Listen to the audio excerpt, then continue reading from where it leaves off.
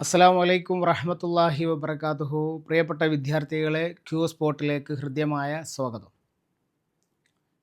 മനുഷ്യർ അള്ളാഹുവിനെ ആരാധിച്ചു പോന്ന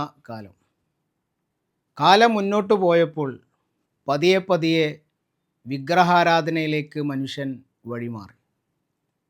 അള്ളാഹുവിനെ ആരാധിക്കുന്നതിൽ നിന്നും വിഗ്രഹാരാധനയിലേക്ക് മനുഷ്യൻ വഴിമാറിയപ്പോൾ ആ സമൂഹത്തെ നേർവഴിയിലേക്ക് നയിക്കാൻ വേണ്ടി അള്ളാഹു ഒരു പ്രവാചകനെ നിയോഗിച്ചു, നൂഹ് അലൈഹിസ്സലാം. വിശുദ്ധ ഖുർആനിൽ നൂഹ് നബി അലൈഹിസ്സലാമയുടെ കഥ വളരെ മനോഹരമായി അവതരിപ്പിക്കുന്നുണ്ട്. രാവും പകലും തൻ്റെ ജനതയോട് അള്ളാഹുവിനെക്കുറിച്ച് നൂഹ് അലൈഹിസ്സലാം പറഞ്ഞുകൊണ്ടേയിരുന്നു. ആരും തന്നെ അത് ചെവികൊണ്ടില്ല. നൂഹ് നബി അലൈഹിസ്സലാമയെ കാണുമ്പോൾ തന്നെ ആളുകൾ ചെവിയിൽ വിരൽ തിരുകി, വസ്ത്രം കൊണ്ട് മുഖം പൊത്തി നൂഹ് നബിയെ ചീത്ത വിളിക്കാൻ ആരംഭിച്ചു. വളരെ വിരലിലെണ്ണാവുന്ന ആളുകൾ മാത്രമായിരുന്നു നൂഹ് അലൈഹിസ്സലാമയിൽ വിശ്വസിച്ചിരുന്നത്.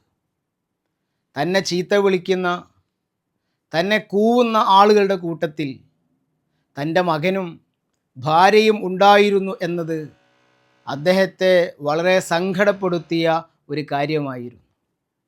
ഏതായിരുന്നാലും 950 വർഷക്കാലം അള്ളാഹുവിൻ്റെ മാർഗത്തിലേക്ക് ആ ജനതയെ ക്ഷണിക്കാൻ വേണ്ടി നൂഹ് നബി അലൈഹിസ്സലാം പ്രവർത്തിച്ചു.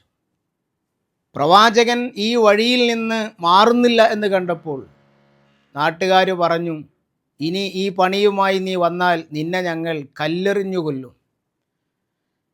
ഭ്രാന്തനെന്ന് വിളിച്ചു. പല രീതിയിൽ പരിഹാസങ്ങൾ ചൊരിഞ്ഞു.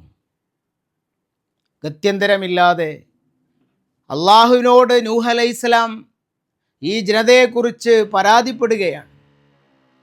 അങ്ങനെയാണ് ഈ ജനതയെ ശിക്ഷിക്കാനുള്ള ആഹ്വാനമുണ്ടാകുന്നത്.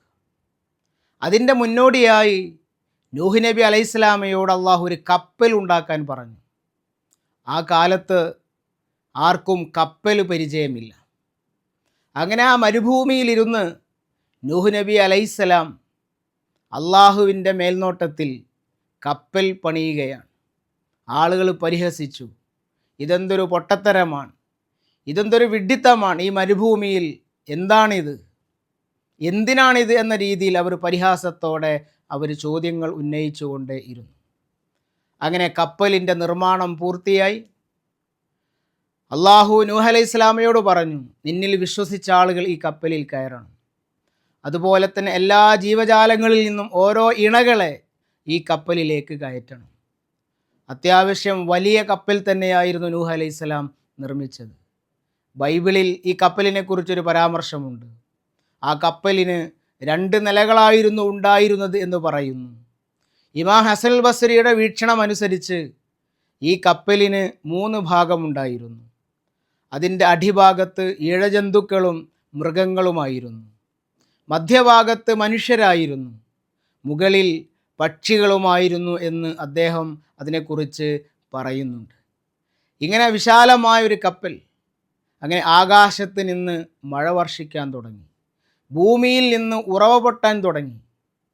ആ മനുഷ്യരുടെ വീടുകളിലെ അടുപ്പുകളിൽ നിന്ന് പോലും ഉറവ പൊട്ടി വലിയ പ്രളയമുണ്ടായി. അങ്ങനെ ഈ പ്രളയത്തിൽ കപ്പൽ മുന്നോട്ട് പോവുകയാണ്. നൂഹ് അലൈഹിസ്സലാം തൻ്റെ മകനെ കാണുന്നുണ്ട്. തിരമാലയിൽ മുങ്ങിത്താഴുകയാണ്.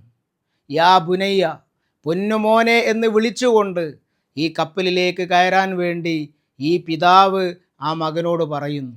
മകൻ ധിക്കാരത്തോടുകൂടി പറഞ്ഞു, ഞാൻ ആ മലയുടെ മുകളിൽ കയറി രക്ഷപ്പെടും. അവിടേക്കും വെള്ളം വരുന്നു. മകൻ ആ തിരമാലയിൽ പെടുന്നു. ആ പ്രളയത്തിൽപ്പെട്ട് മരണപ്പെടുകയാണ്. അവസാനം ഈ കപ്പൽ ഇതിലുള്ള മനുഷ്യരെയും പക്ഷിമൃഗാദികളെയും കൊണ്ട് ഒരു മലയിൽ ചെന്ന് അടിയുകയാണ്. അങ്ങനെയാണ് അടുത്തൊരു തലമുറ അവിടെ നിന്ന് ഉണ്ടാവുന്നത്. പ്രിയപ്പെട്ടവരെ, നമ്മൾ ഈ സംഭവത്തിൽ നിന്ന് പഠിക്കുന്ന കാര്യം, നൂഹ് അലൈഹിസ്സലാം എല്ലാ പ്രതിസന്ധികളുണ്ടായിട്ടും ആ പ്രതിസന്ധികളെ തരണം ചെയ്ത് അള്ളാഹുവിൻ്റെ മാർഗത്തിൽ വളരെ ക്ഷമയോടുകൂടി മുന്നോട്ട് പോയി. എല്ലാ പരിഹാസങ്ങളെയും അദ്ദേഹം സഹിച്ചുകൊണ്ട് വളരെ വിനയത്തോടെയും ക്ഷമയോടെയും മുന്നോട്ട് പോയി. ആ രീതിയിൽ വളരെ ക്ഷമയോടുകൂടി അള്ളാഹുവിൻ്റെ മാർഗത്തിൽ പ്രവർത്തിക്കാൻ നമുക്കെല്ലാവർക്കും സാധ്യമാകേണ്ടതുണ്ട്. അതുപോലെ തന്നെ തൻ്റെ എതിർപക്ഷത്തുറപ്പിച്ച മകൻ, ആ മകനോട് ഏറ്റവും അവസാന നിമിഷം വരെ വളരെ സ്നേഹത്തോടെ പെരുമാറിയ, സ്നേഹത്തിൻ്റെ ഭാഷയിൽ സംസാരിച്ച ഒരു പിതാവിനെയാണ് നമ്മൾ നൂഹ് അലൈഹിസ്സലാമയിൽ കാണുന്നത്. ഇങ്ങനെ കുറേ പാഠങ്ങൾ ഈ സംഭവത്തിൽ നിന്ന് നമ്മൾ പഠിക്കുകയാണ്. അപ്പോൾ അള്ളാഹുവിനെ ആരാധിച്ചുകൊണ്ട്, അള്ളാഹുവിനെ അനുസരിച്ചുകൊണ്ട് നമ്മൾ മുന്നോട്ട് പോവുക. അള്ളാഹു നമ്മെ അനുഗ്രഹിക്കുമാറാവട്ടെ. അസ്സലാമു അലൈക്കും വറഹ്മത്തുള്ളാഹി വബറകാതുഹു.